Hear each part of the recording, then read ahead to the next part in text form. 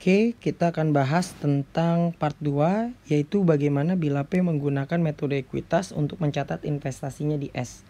Nah, makanya nanti dengan demikian dia akan mencatat di bukunya sendiri. Yang pertama adalah, ini seperti biasa ya, ada mencatat bagian dari net income yang dibagikan dari si S, yaitu presentase kepemilikan dikali dengan 218145. 218145 didapat dari sini ya. Dari kertas kerjanya sudah dikasih tahu, maka menghasilkan 152 sekian-sekian. Yang kedua, untuk mencatat constructive gain, yang ini yang kita dapat dari perhitungan sebelumnya, ya kan? Yang sehingga didapat 60.000. Nah, itu investment in S pada income from S. Nah, ini yang kita lakukan pencatatan di awal ketika kita menggunakan metode ekuitas.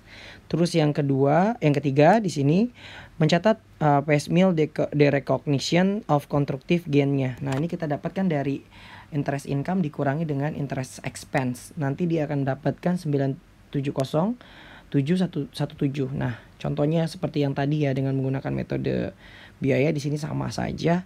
108 itu didapat dari net income-nya gitu kan, interest income dikurangi dengan interest expense-nya. Interest expense yang ini 10% dikalikan dengan yang dibagikan 184 sekian-sekian gitu ya, maka didapat 98 sekian-sekian. Nah, nanti gain on retirement-nya itu menjadi income from kalau dengan menggunakan metode ekuitas, income from S pada investment in S, sehingga nantinya pada saat kita mau melakukan jurnal eliminasi, kita menghitung net income totalnya, income from S totalnya yaitu berapa, tinggal ditambahkan aja ya, dari net income ditambah dengan constructive gain dikurangi dengan piecemeal-nya, maka didapat 102 sekian-sekian. Sedangkan untuk investment in S saldonya menjadi 6 juta sekian-sekian, itu didapat dengan cara ini awalnya 5.600.000 ada di soal sebelumnya. Nah, ditambah dengan ekuitasnya ini ada kenaikan gitu ya, 1 juta berarti 700 ditambah dengan yang jurnal-jurnal ini, sehingga didapat 6502.994.33. Nah, maka nanti kertas kerja konsolidasi akan nampak seperti demikian. Nah, ini jurnalnya bakal sama ya, poin A, bedanya cuma poin A doang, yaitu income from S pada investment in S senilai 602.94435. Nah, untuk yang selebihnya itu sama aja ketika kita menggunakan metode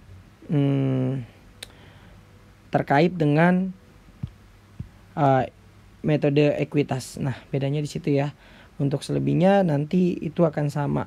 Bedanya hanya di situ saja ketika kita menggunakan metode ekuitas dengan ketika kita di soal dari transaksi interperusahaan dari segi bond. Oke, kita lanjut ya. Nah, ini kalau di sini kan dengan menggunakan cost dia nggak ada ya income from-nya. Oke, kita lanjut.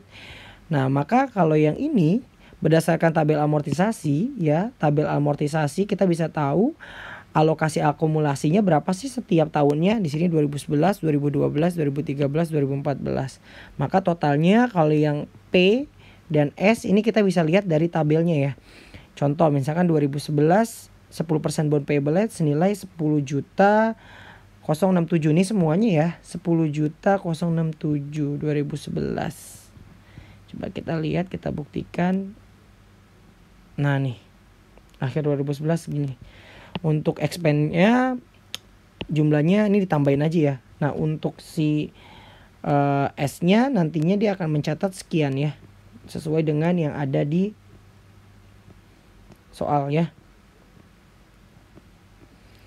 Nah, ini juga sama dari tabel amortisasi, sehingga nantinya kalau kita bikin kertas kerja konsolidasi dia akan nampak seperti ini. Nanti akan ada penurunan gain atau yang kita sebut dengan karena adanya piecemeal ya. Piecemeal itu berarti kita dapat dengan cara gitu ya, tadi interest income dikurangi dengan interest expense, sehingga kalau kita bisa lihat di sini ya, pengakuan gain tersebut nanti akan turun. Kalau kita lihat, karena kenapa bond payable-nya juga kalau kita lihat di sini lama-lama juga akan turun ya, 9 juta sekian-sekian sampai dengan nantinya 9 juta nih di tahun 2014, sesuai dengan yang ada di nominalnya ya. Kalau dia harus sesuai dengan nilai nominal ketika nantinya kita lakukan pembayaran kupon terakhir gitu. Nah, kita bisa lihat di sini interest income jurnalnya sama, interest income pada return net earning gitu ya. Terus pada interest expense gitu ya. Ini ketika kalau kita bisa lihat di sini ada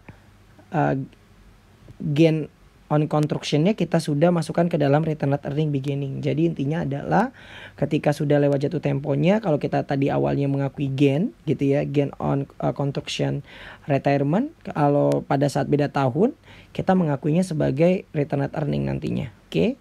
Nah, itu bedanya di situ. Ini satu. Oke, terus juga di sini kita bisa lihat ya, naik terus gitu ya. Interest expense-nya, ketika interest expense naik, maka nanti juga akan ada penurunan terhadap gain-nya kan.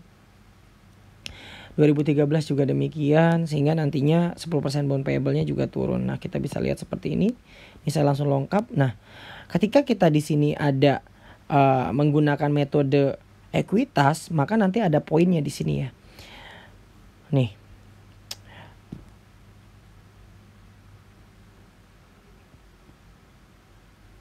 Angka tersebut gitu akan digunakan dalam perhitungan bagian keuntungan, kepentingan non pengendali, dan juga perhitungan income from S kalau menggunakan metode ekuitas. Jadi kan kalau ketika tadi ada piecemeal recognition of gain tersebut, kita judulnya income from pada investment ya ketika kita menggunakan metode ekuitas. Sehingga kita bisa lihat di sini ya, ketika kita lihat di sini ada tadi nih. Ini kita bisa tahu nih pasti ini adalah terkait dengan piecemeal-nya tuh ya. Piecemeal-nya. Nah ya, investment in S-nya. Karena interest income dikurangi dengan interest expense menghasilkan tadi ya piecemeal-nya ya. Nah, ini begitu juga dengan tahun 2014, sehingga nanti sama saja jurnalnya, hanya bedanya pada saat kita melakukan terkait dengan jurnalnya. Ketika kita menggunakan metode biaya tadi interest income, interest expense pada return net earning beginning gitu ya. Ketika di sini kita menggunakannya adalah interest income, interest expense pada investment in S gitu ya. Jadi interest income, interest expense pada investment in S. Oke. Begitu. Nah, ini yang terakhir, ketika kita di sini obligasi dibeli oleh anak perusahaan. Ketika dibeli oleh anak perusahaan, obligasi induk dibeli oleh anak perusahaan. Oh, ini kebalik nih. Ya. Obligasi anak dibeli oleh induk perusahaan. Nah, berarti di sini kan seperti halnya upstream, untuk tahun terjadinya hanya mempengaruhi penghitungan NCI expense ya. Jadi pada saat nanti ada sebelum kita pembagian interest income, kita harus menghitung juga dari NCI-nya tersebut ya, NCI expense-nya berapa sih gitu kan. Nah, untuk tahun berikutnya nanti contractive gain diganti dengan return net earning kalau menggunakan metode cost, sedangkan kalau menggunakan metode dengan menggunakan metode equity nanti digantinya dengan investment in S. Nah, bedanya gimana ketika adanya piecemeal tersebut atau penurunan gain tersebut. Nah, kita bisa lihat di sini untuk transaksi upstream jurnal eliminasi 2011 sampai dengan 2014 dengan menggunakan metode biaya. Kita tahu ya, tadi interest income tahun 2011 109. Ini dapat di tadi kita bisa lihat di tabelnya. Bentar. Kalau kalian tadi lihat kok nggak kelihatan, hilang.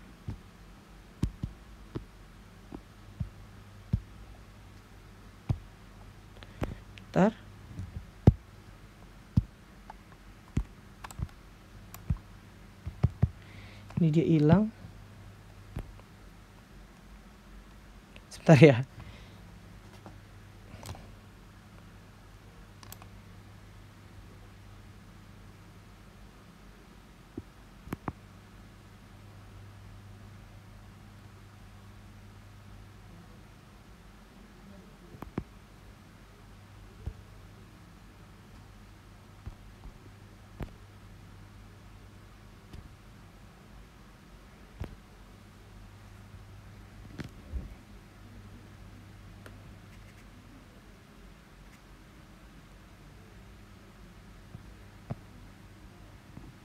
Bentar.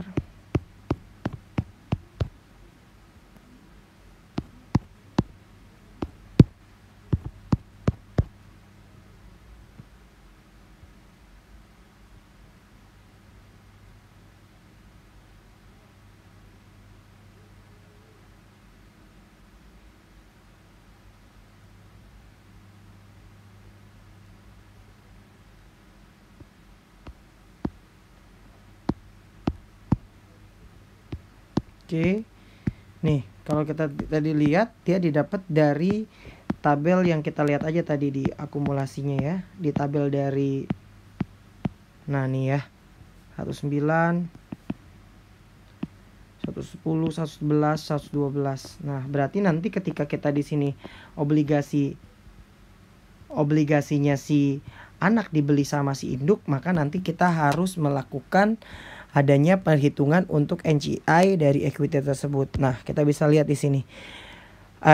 Interest income sama interest expense-nya itu nggak berubah ya. Nah, bedanya hanya pada saat kita menghitung RE beginning dan juga NCI equity. Nanti kan kalau ini dikurang ini menghasilkan, kalau kita lihat 109,9747 gitu ya, dikurangi dengan ini menghasilkan, bentar saya hitung dulu.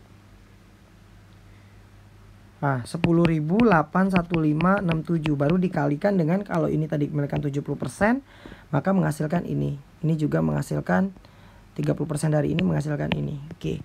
Nantinya ketika di sini kita ada bond payable pada investment in bond juga demikian ya. Ini bond payable investment in bond juga dikurangi dulu, maka nanti baru dikalikan dengan 70%, NCI-nya 30%. Nah, ini selisihnya. Begitu juga tahun 2012, 2013, 2014. Ini saya nggak ulangi lagi karena kalian harusnya sudah paham terkait dengan perhitungan tersebut. Jadi nanti tadi tinggal dikurangi dari interest income, dikurangi dengan interest expense. Kalau untuk bond payable dikurangi dengan investment in bond, nantinya baru dikalikan dengan 70%. Untuk AGI equity-nya dikalikan dengan 30%. Nah, bagaimana ketika dia menggunakan metode ekuitas? Sama aja ketika di sini dia menggunakan metode ekuitas ketika udah lewat tahunnya. Tadi kan terkait dengan gain on construction itu kan dia diganti dengan investment in S. Nah, untuk perhitungannya sama. Jadi A dikurangi B baru nanti dikalikan dengan persentase masing-masing. Oke. Gitu ya. Nah, secara ringkasan nih saya bacakan aja. Jual beli surat hutang antara induk dan anak perusahaan akan menimbulkan constructive retirement atau penghapusan secara konstruktif ya, dari sudut pandang konsolidasi. Karena nantinya hutang tersebut sudah lunas dianggapnya. Sedangkan dari sudut pandang S, hutang tersebut masih beredar.